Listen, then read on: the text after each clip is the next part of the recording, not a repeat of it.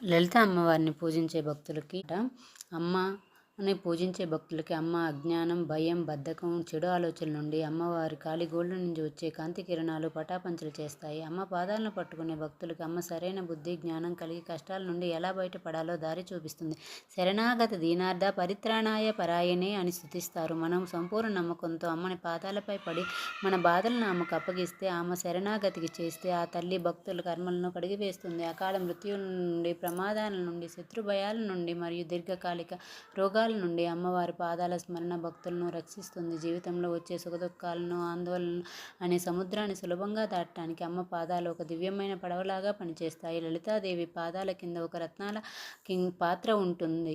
దాన్ని మణికుంభం అని అంటారు. దీని అర్థం ఏమిటంటే ఆమె పాదాలు పట్టుకున్న వారిని జీవితంలో ఎటువంటి లోటులు రాకుండా సకల సంపదలను, ఐశ్వర్యాన్ని ఇస్తుంది. శ్రీమాత్రే నమః అంటారు. విశ్వమంతటికి మాత ఆమె.